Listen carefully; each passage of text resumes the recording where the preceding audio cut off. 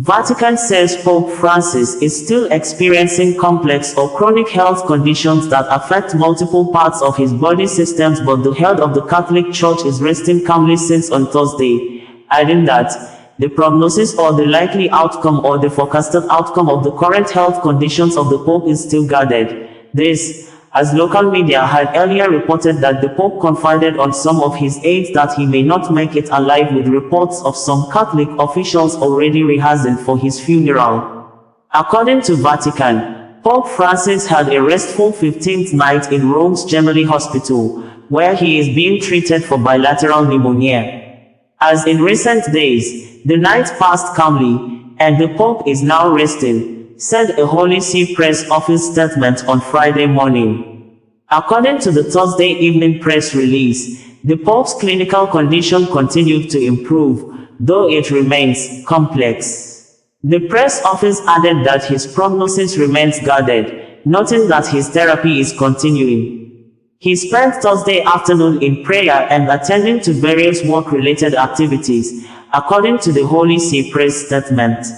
It would be recalled that Pope Francis was hospitalized on February 14, 2025 with pneumonia after doctors warned him that he was at risk of dying. The 88-year-old pontiff has been receiving treatment for a complex respiratory infection and has confided in close aides that he might not make it this time. Pope Francis has taken steps to ensure the continuation of his legacy, including appointing Sister Raffaella Petrini as the first female governor of Vatican City, according to the Vatican news media. The Catholic media had on Thursday also reported that Pope Francis slept well during the night and continued to rest on Thursday morning, as his condition has shown a slight improvement over the past couple of days. On Wednesday evening, the Holy See press office said the Pope's health condition had slightly improved over the previous 24 hours. The mild kidney insufficiency observed in recent days has subsided, according to the statement. A chest CT scan carried out on Tuesday night showed a normal progression of the lung inflammation. Blood tests conducted on Wednesday confirmed the improvement seen Tuesday. Pope Francis remains on high-flow oxygen therapy, but as of Wednesday evening he had not experienced any asthma-like respiratory crisis. The Pope was admitted to Rome's Gemelli Hospital on Friday, February 14, following a bout of bronchitis, with his doctors later diagnosing bilateral pneumonia. We had reported that despite the medical condition that he's under the high flow of oxygen in the hospital over double pneumonia, Pope Francis on Sunday, on the eve of the third year anniversary of the war in Ukraine launched by President Vladimir Putin-led Russia government, called on everyone in the world to remember victims of the war in Ukraine, describing the war which started on February 24, 2022 as painful, shameful for all humanity. We had reported that the Ukrainian president, Volodymyr Zelensky, has continued his phone conversations with world leaders with a video and written press statement on Saturday saying that the world leaders must ensure that the Russian president, Vladimir Putin, is not allowed to deceive the world again, insisting that Putin has used Russian army, intelligence services and mercenaries over 30 years to bring death to America, Europe, Africa, Middle East, Syria. This, Zelensky stated after he began special defense campaign with phone conversations with world leaders following strained relationship with one of the countries that has majorly assisted Ukraine in its defense against Russia since 2022 when the war began, United States. U.S. President Donald Trump, who threatened to stop military aid to Ukraine, claiming that Ukraine started the war it knows it cannot win, calling President Volodymyr Zelensky a modestly successful comedian and a dictator that deceived the immediate past U.S. President Joe Biden to commit over $350 billion of U.S. taxpayers' money on a war the North America country will not get any profit in return, with Ukrainian president accusing Donald Trump of disinformation and saying that Putin-led Russia has intensified attacks and launched massive bomb destructions on Ukraine cities and villages during the week of Donald Trump's outburst. We had also reported that the head of the Catholic Church, Pope Francis is not out of danger and his health worsened on Saturday evening, says Vatican. The Pope's funeral is allegedly being rehearsed after the 88-year-old warned he may not survive pneumonia. The Swiss guard protecting the Pope, 88, is rehearsing his funeral, with members under a curfew as they are preparing for the punishment. Another set of Edo farmers, named Lucky Salami and Julius Arewa, have been macheted to death at Eware community in the Etsako West local government area of Edo State by attackers. The villagers suspected to be Fulani Herdsmen. Days after suspected herders killed other farmers in the state at Erah, Eguare, Okpekpe among others, with the Kinsmen of the current senator representing Edo North, who was once the governor of the state, Comrade Adams Oshiomhole, calling on the government to rescue them from Fulani Herdsmen they claimed are responsible for the frequent attacks both on lives and the destructions of their farmlands in the Edo North Senatorial District, often known as Afemai land. A video published earlier in January 2025, some group of hunters and vigilante members could be heard in the video begging the Edo State government led by Monday Oshiomhole to return the firearms the way he collected from them, adding that, since the government recovered the firearms from them, the herdsmen have been attacking them, killing people in Edo villages and destroying farmlands. The group of hunters and vigilante members, who appeared not to be in a good mood, said that they decided to do the video statement because they were entering a forest in Avile, one of the clans that made up Etsako West Council area, with just knives and cutlasses to search and rescue 3 people that were kidnapped by suspected herders whom they claimed came to abduct the people with AK-47 rifles and pump-action guns. It was gathered that the suspected herdsmen on Thursday killed the 2 farmers identified as Lucky Salami and Julius Arewa in Eware village, Etsako West local government area, with machetes. The Etsako West local government confirmed the attack, according to Punch newspaper, and said the 3rd person identified as Omakagbon Abu, popularly known as Odubuya, is battling for his life at an undisclosed hospital. Punch newspaper reported that the chairman of Etsako West local government area, Marvelous Zebiri, who confirmed the incident to their correspondent on Thursday, said the killings took place in Eware village, Ward 8 Anwen, and that the killers were suspected to be Fulani herdsmen. In a press statement issued by the president of the Anwen Progress Union, Barrister R.O. Isenalume, the group said, the last 2 weeks have been very challenging for the people of the Anwen clan in Etsako West local government area of Edo State as a result of the murderous activities of Fulani herdsmen in the clan. Anwen clan is Ward 8 in Etsako West local government area of Edo State. The access road to the clan is the Agbede-Anwen Road, which runs through Agbede town. The clan has one of the largest forest reserves in Edo North. In the last 2 weeks, Fulani herdsmen have invaded the clan. They have not only destroyed crops but have engaged in killing and maiming of the inhabitants. On February 13, 2025, they brutally killed 1 person and maimed another in their farms at Eware village in Anwen clan, and today, the February 27, 2025, they have brutally killed another in his farm at Eware village in Anwen clan. When the first incident took place, I wrote as the president of Anwen Progress Union to alert the governor of Edo State, the commissioner of police and the DSS. In my letter, I warned that the situation may degenerate if no prompt action is taken. The situation has now degenerated. Since my letter to the governor of Edo State and the security agencies, 2 persons have been killed and another kidnapped. The person kidnapped only regained freedom after 2 weeks in their captivity. As a result of the aforesaid activities of the Fulani herdsmen, our people have abandoned their farms for fear of being killed. I humbly use this medium to call on the Edo State government, the police, the DSS and other security agencies to intervene, Isenalume stated.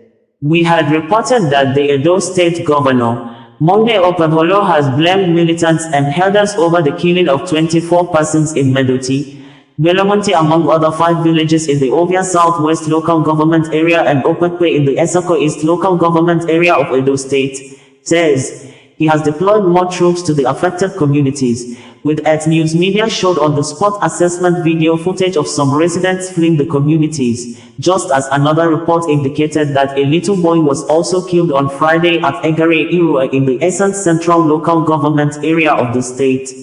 We had reported that the immediate past governor of Edo State, Godwin Obaseki, has sent some words of sympathy to the people of Okpekpe community in the Etsako East local government area of Edo State following the killing of 2 persons, Betemo Philip aka Ebo and Christopher Bello, by suspected herdsmen on Monday, calling on the state governor, Monday Okpekpe, and other authorities responsible for the security of the state to act swiftly, just as the council chairperson in charge of the local government, Benedicta Atores, alarmed that if the state government fails to act fast, the entire North Ibe people may be wiped out by the suspected Fulani herders, with another report of the head of the vigilante group in Erah community in the Oan East local government area of the state, Victor Ogendebe, also killed in cold blood by attackers suspected to be Fulani herdsmen.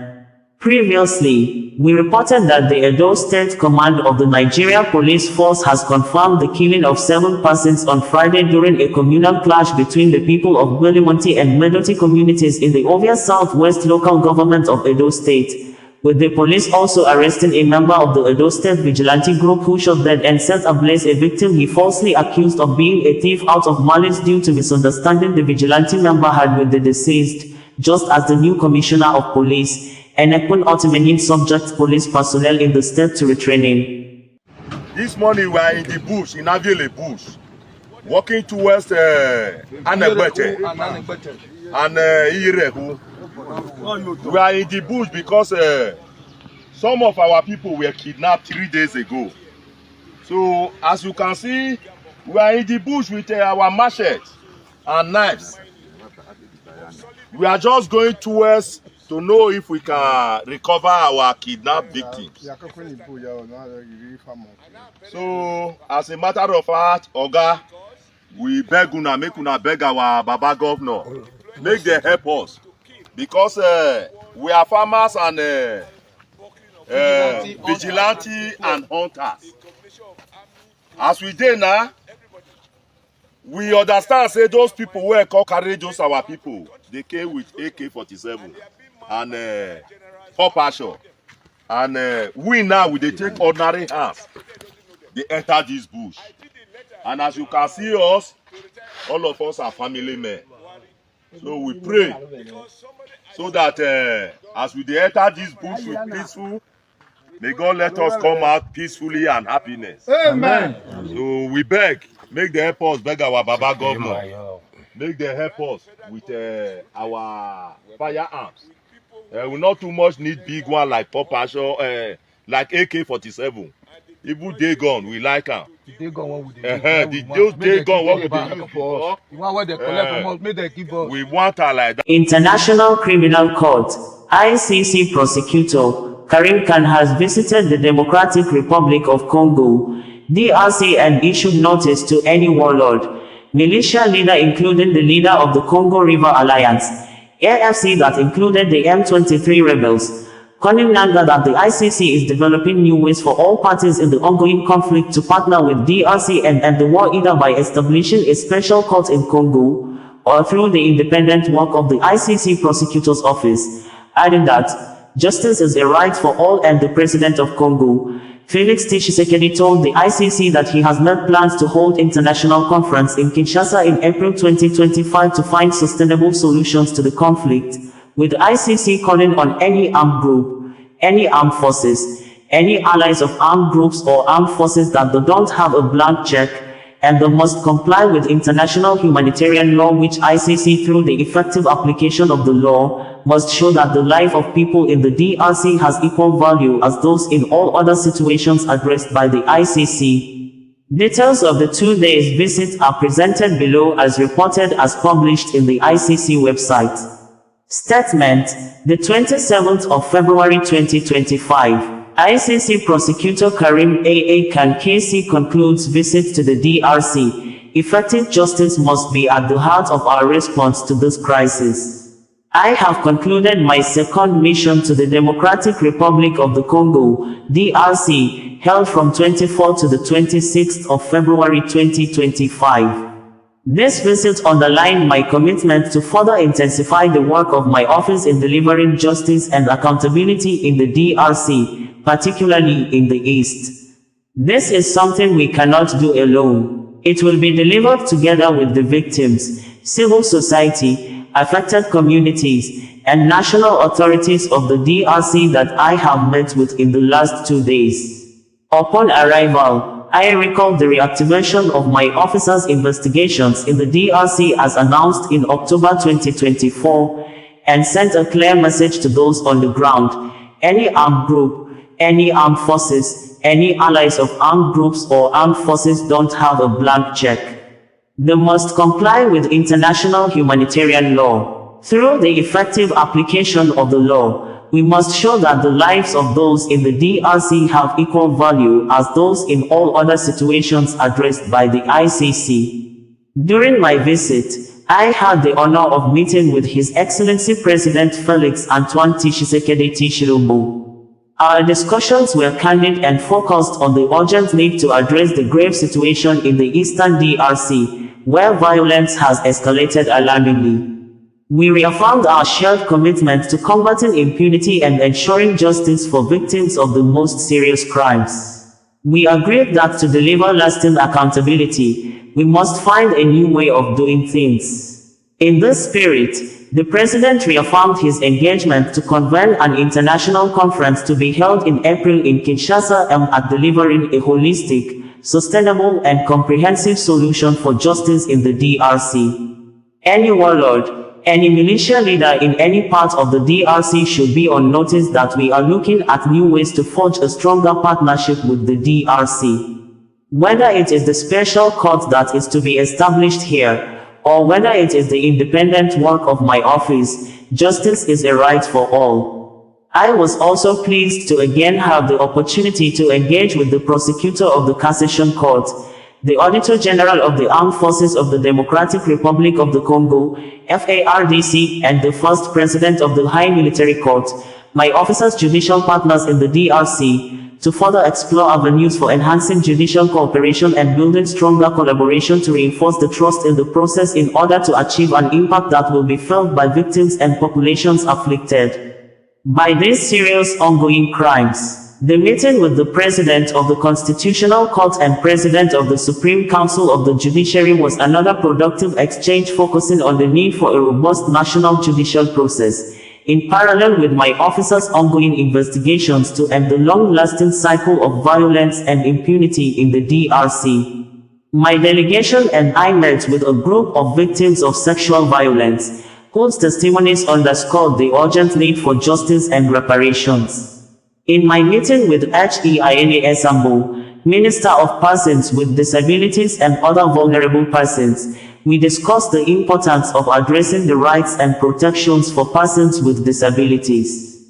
I emphasized my officers' commitment, in line with our corresponding policies published in December 2023, to seek accountability for gender-based crimes and crimes against and affecting children wherever they may arise. During my dialogue with representatives from various NGOs and CSOs, I reiterated my officers' support to their call for empowerment in fulfilling their mandate, including through the hosting of 2 thematic roundtables and the development and publication of guidance materials for non-governmental organizations. My mission to the DRC would not have been possible without the support of MONUSCO and the personal engagement of Bintou Keita, Special Representative of the Secretary General in the DRC and head of MONUSCO, who once again, with her excellent team, provided to me a very insightful overview of the situation. I am also grateful to Professor Taylor Lubanga, charge the mission of the head of the state in charge of the cooperation with the ICC, and to all authorities for the valuable support provided during my stay. As we move forward, my office remains steadfast in its mandate to uphold justice and accountability. We call upon all stakeholders, victims, witnesses, national and international organizations, civil society groups, and state authorities to continue their cooperation and support in our collective pursuit of justice. This mission has reaffirmed our collective determination to pursue justice for the victims of atrocities and to hold perpetrators accountable. I am grateful for the warm welcome and the constructive dialogues that have taken place. Together, through the investigations of my office and through our collective work to establish a firmer basis for domestic action in the DRC, we will now accelerate our work towards a future where justice prevails and the rights of all individuals are upheld. On February 27, 2025, we had reported that Colonel Nangaa, the leader of the Congo River Alliance, AFC, which includes the M23 rebels, has confirmed the death of 11 persons and 65 others sustaining injuries when multiple bombs were detonated in the Congo city of Bukavu when mammoth crowds of Congolese residents gathered at a rally organized by the rebel groups after they took over the town earlier in February 2025, with the Congolese president, Felix Tshisekedi, describing the bombings as a terrorist attack committed by a foreign army currently on Congolese soil. We had reported that the M23 rebels have announced the takeover of South Kivu city of Bukavu in the Eastern Democratic Republic of Congo, DRC, and now in control of another major airport in the Kivu region, the Kavumu airport, after the secessionist armed fighters sacked Congolese soldiers and foreign mercenaries. We had reported that the United Nations, UN, says dozens of inmates with more than 150 female prisoners alongside their babies were burnt alive on January 27, 2025 when some detainees at Munzenze prison in Goma set fire on the facility to escape after M23 advanced to take over the city, forcing prison guards to flee and shot dead many inmates. It would be recalled we had reported that, in a bitter reaction to the statement credited to South Africa President Cyril Ramaphosa over the killing of 13 SA soldiers in Goma by M23 rebels, Rwanda President Paul Kagame has talked off over President Ramaphosa's description of Rwanda Defense Force, RDF, as a militia group working with M23 and the SA president's threat, racial, and commented on President Cyril Ramaphosa's ex social media post published, accused South Africa of being a party in the conflict in the Democratic Republic of Congo, who always launch offensive operations against M23 rebels, only trying to manipulate the public by thus falsely claiming to be a peacekeeper in a war the SA has joined hands to escalate. This, as hundreds of Romanian mercenaries contracted to fight against M23 rebels ceded or surrendered to M23 rebels in the presence of the rebels' spokesperson, Willy Ngoma, who was seen in videos warning and cautioning the Romanians never to come to Congo to fight against them before the Romanians were transported to Rwanda for further assistance to their country. We had reported that over 1,200 men of the Armed Forces of Democratic Republic of Congo have ceded or surrendered Goma, the country's largest city, to M23 rebels, with DRC military uniforms flooding the streets after the pulled off the army attires and took refuge at UN peacekeeping military base, leaving South Africa soldiers to continue to fight on. But South African military formation in Congo, in a statement denying that its men did not surrender to M23 rebels, insisting that the white flag hoisted by one of his soldiers during heavy gun battle with the rebels was normal military tradition for both sides to cease fire to enable the South Africa troops passage to receive medical supply and as well give room to the M23 rebels the opportunity to rescue their men injured in front of the South Africa military base near Goma Airport. This, as thousands of pro-government protesters attacked and burned some portions of US, French, Kenya, Uganda, Rwanda, and other foreign embassies in Kinshasa. We previously had reported that thousands of prisoners at Munzenze prison facility in Goma, the capital city of North Kivu province in the Democratic Republic of Congo, may have set themselves free after M23 rebels took control of Goma early morning hours, with videos posted online showing civilians flooding back to Goma and welcoming the M23 rebels in a rousing manner. Earlier same day, we also reported that one of the most troubled countries in Africa, Democratic Republic of Congo government begged civilian residents in the country to flood streets on Monday the 27th of January 2025, just as M23 rebels are now in control of Goma, after killing the Congolese military commander, over 9 South Africa soldiers, a total of 12 UN peacekeepers, forcing other Congolese soldiers to surrender their weapons before the 3 a.m. Monday 27, 2025 deadline set.